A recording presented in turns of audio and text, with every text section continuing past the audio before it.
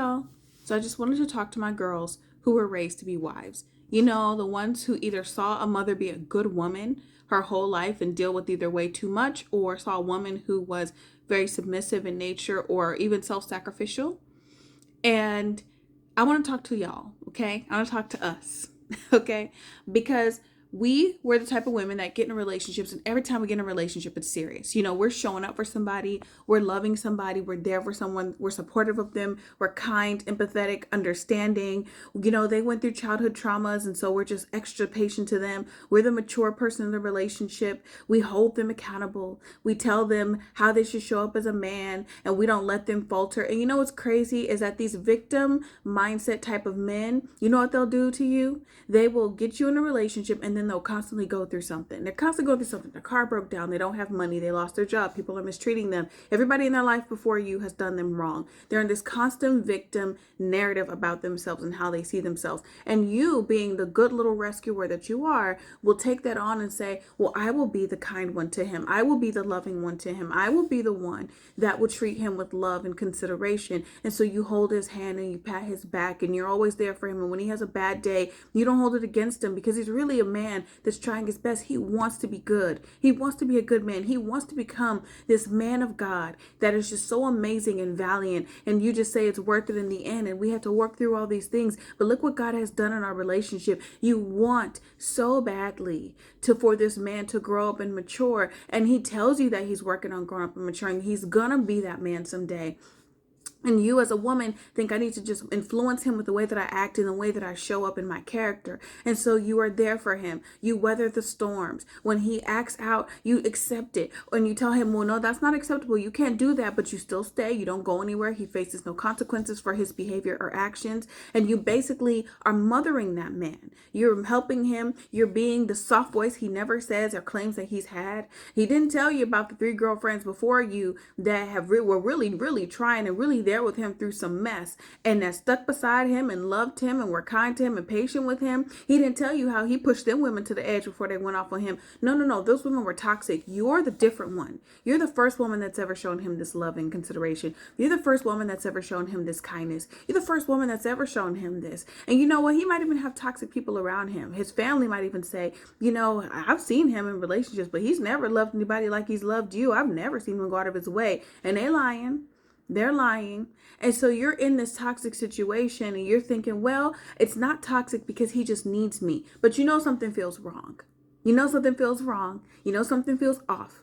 You know, this feels just like a little too much. It's a little too heavy. But you know, you say, hey, God, you will sustain me through this because I love this man and he loves me. And he says I'm the best thing that's ever happened to him. And I'm the best blessing he's going to ever get. And the best blessing God has ever given him. And I'm the strongest, sweetest, kindest person that he's ever encountered in his life. And I'm nothing like the people who's hurt him. I'm nothing like them. So I'm going to show up for him. I'm going to support him. Look how he holds my hand, Lord. He went up there and he went to go receive your word, Lord God. And he wanted me to go with him. He wanted me to go up there and hold his hand, Lord, and be his support system, because he's letting me know that I'm his support system, Lord. And you do all that different stuff. And you forget this one little crucial thing about relationships. Relationships are supposed to be fun. I don't know what made you think that you're supposed to get in a dating relationship with this man, not even your husband, not even the father of your child or children. And you think you're supposed to get involved with this man and be his wife. I don't know what made you think that your relationship is supposed to be so serious, that it's just supposed to be so serious that you're not supposed to have fun. And I'm not talking about going on trips and going out to dinner, because there's nothing wrong with that if you can do it and you can afford it and you like to go do it. But I'm talking about the type of relationship where, you know, you go for weeks and you just are having a good time and having fun. You're talking about the things that interest you. It's not about his trauma. It's not about his pain. It's not about the fact that his car broke down and he has no money. It's not about the fact that him and his mom just don't get along and nobody understands, because look how his mom is treating him and he's being mistreated. It's not you coddling him and having to pat his back and hold him because life is just so hard for him that you're his soft place to land. You forget that you're supposed to have fun. You're supposed to be able to laugh. You're supposed to be in a relationship with someone that you can say, hey, can we just let's just go to the basketball court and we're just having fun together. And it's a Saturday and we have nothing to do. Or let's just go walk around the mall. You forget that you're supposed to be in a relationship where you can sit in a room for 24 hours and you just laugh and you joke. And it's not all about him and what he wants to do. And it's not all about you and what you want to do, but you just enjoy being there together. You know why?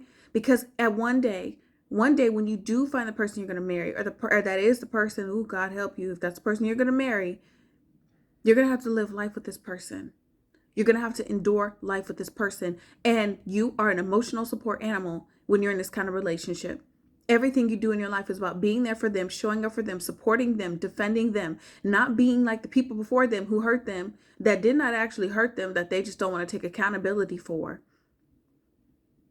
Everything is about you seeing their humility and their humanity while denying your own. Because let me ask you a question. When the person you're with is always going through all these hard times and they need you to constantly be supportive for them, when do they get to be supportive for you? Because natural relationships have ebbs and flows. You're going to have bad days. Sometimes work's going to be stressful for you. Sometimes you might have a bad argument with your parent. Sometimes you might have a friendship that's ending. Sometimes you might need just the love and support. So where's the true empathy for you? Where's the patience and love and kindness for you? Or is it just always about that person?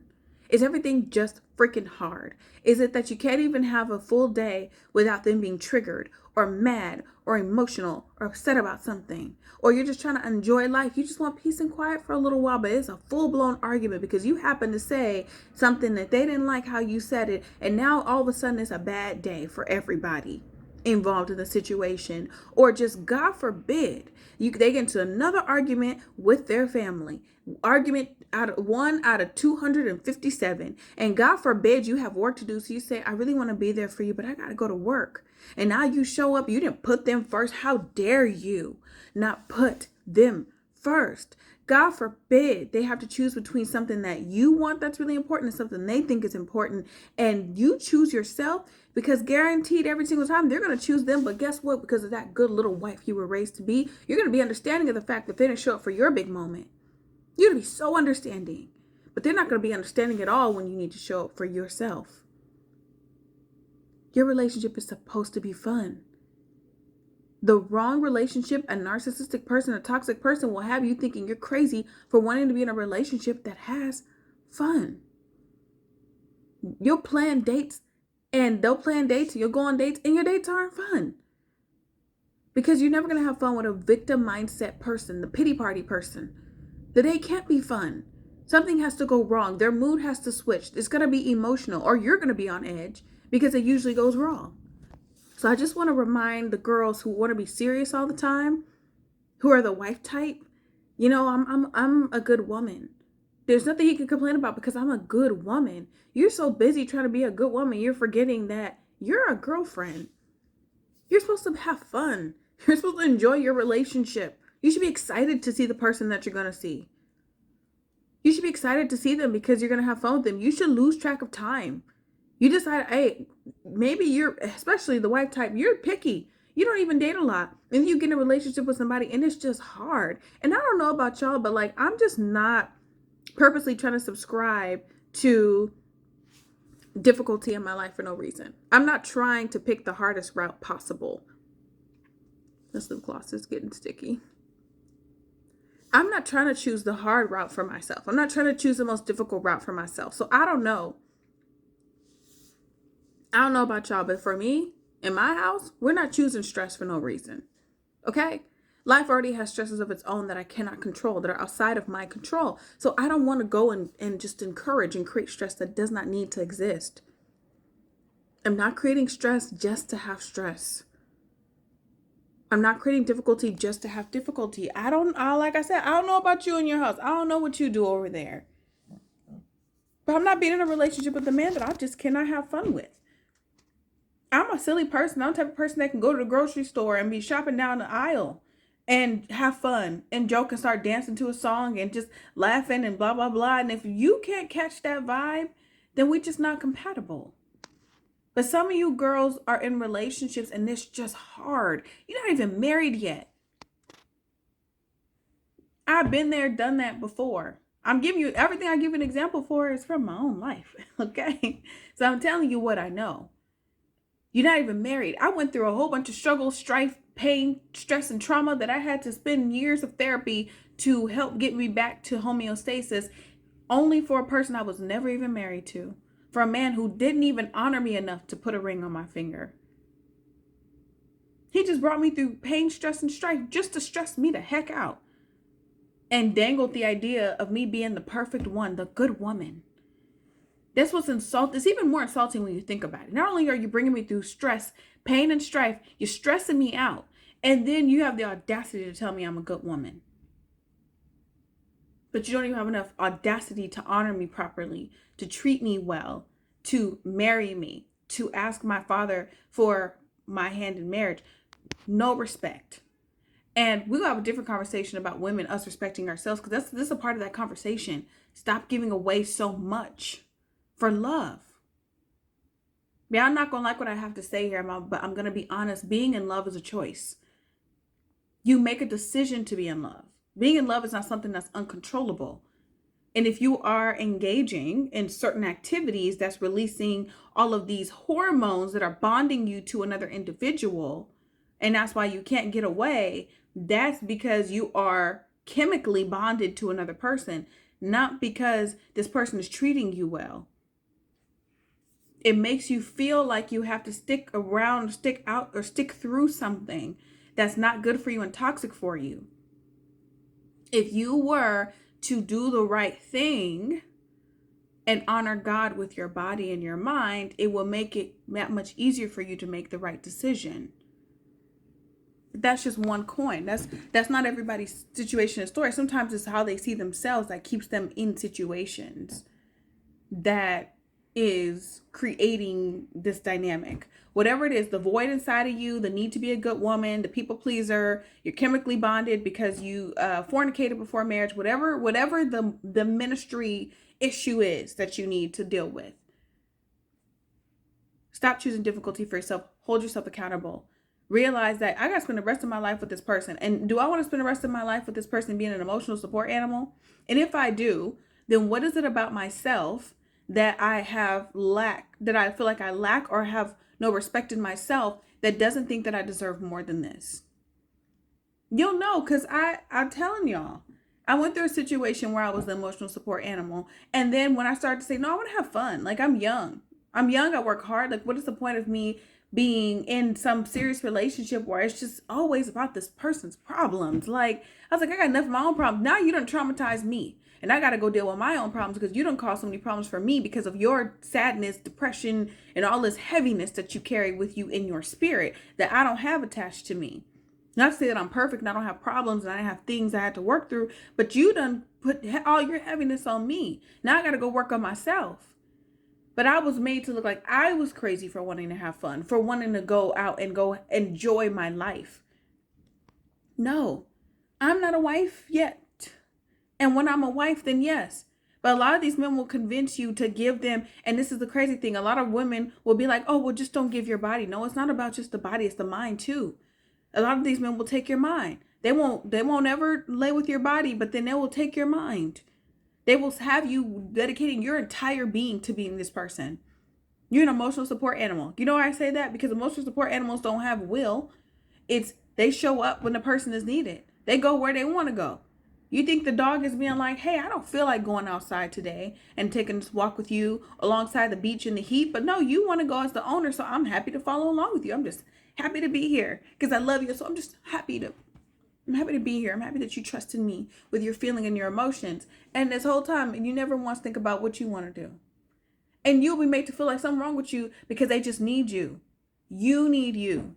You need to show up for you. You need to be happy. You need to have joy. Because let me tell you something. That happiness and that peace that he likes out of you, that he wants out of you so bad, that's why he wants you to constantly show up for him emotionally. You're able to do that because you're running on an overflow initially. Before, when you were single and taking care of yourself, you're on an overflow. So you get in a relationship, that's why you can show up as the good woman. Because you was taking care of yourself. It was all about you had your own peace. You wasn't being stressed out for no reason. Now you get with this person who is toxic and draining up all your energy. In the beginning, you have all this love to give. But after a while, all that love gonna start to feel like a chore. It's gonna start to feel taxing. You're gonna be like, wait a minute, this was easy for me. And now I'm starting to count how many times I have to give it because this person is running it dry. Because you set the expectation that you are always available, that you are always understanding, you're always loving, you're always giving, you're always empathetic. You are casting your pearls to swine and you have no clue. So then when you're drained and then one day you just happen to start saying, what about me? In this relationship, now something wrong with you. Because now you no longer accepting the little breadcrumbs. Because at first you was just happy to go on a date night. You're just happy to go on a date night and hold somebody's hand. You're just happy that somebody was telling you that they even see future with you. And you're just happy for the little things. And you don't even recognize that all this time is going by. And like you are just being drained to capacity. And life isn't fun anymore. It's not fun. Because every single time I talk to you, I might be on the phone with you for 5-6 hours. And it's just about your problems all the time. And then you realize you used to go from being happy-go-lucky and talking about all these things that you love, and now you only ever talk about problems. And then you're like, wait a minute, how do we go here? How do we get here? How do we go from here? Where do we go from here? So for the women who's happy to just be in the happy-go-lucky position, they just want to be the emotional support animal. You do you, boo. That's not my ministry. I am as loving and as empathetic and as kind as they come, but I don't do it at the expense of myself anymore. I don't. Like, I'm not interested in being that for somebody at the expense of me all the time. If I give up something, it's a choice, not an obligation. Except to the people I birthed. Because if I birthed y'all didn't have to be here on this earth. I made you. And God gave me you to be responsible over. But for a man that's not even my husband, you want me to be stressed out all the time? Give up all my free time, my peace, my energy, my empathy, compassion, love to you consistently and constantly because you're always going through something. And to me, if you're going through that much where you're so traumatized that you need me to show up for you all the time, every single time, calling me all the time because you're going through something, constantly crying, mean to me and can't control it because you're trying to process your trauma, you might need to be in therapy first. You might need to go to therapy first. You might need to go a mentor, life coach, therapist, all in one, all at the same time. You might need to deal with the anger you got towards your parents in your childhood. Because there's people who've been through absolutely atrocious, disgusting things in life, and they don't walk around feeling like everybody else has something to owe them. I just want to make that clear. There are people who have been through some really terrible things in life, and they don't walk around looking for relationships for people to fill that emotional void for them. They seek God. They go to God.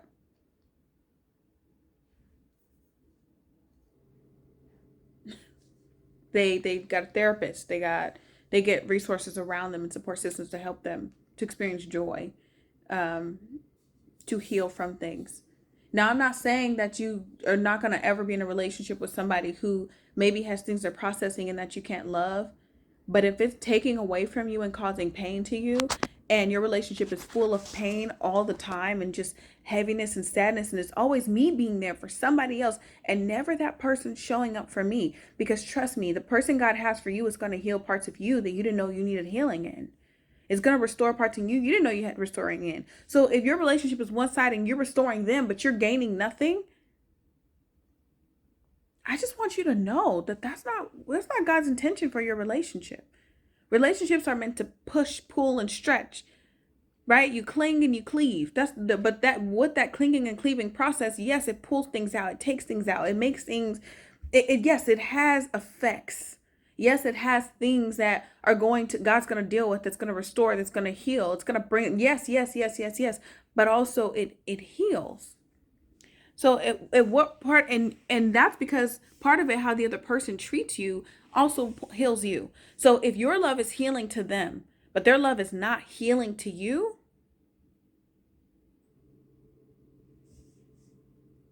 Ding, ding, ding, ding, ding. Red flag. So I just want to come on here and say this. Your relationship is not supposed to be just consistently heavy, consistently painful, consistently you being there for the other person emotionally without any regard to who you are, your consideration, your feelings, nothing like that. That is not supposed to be how a relationship goes. That's not how a relationship goes. I just want you to know that.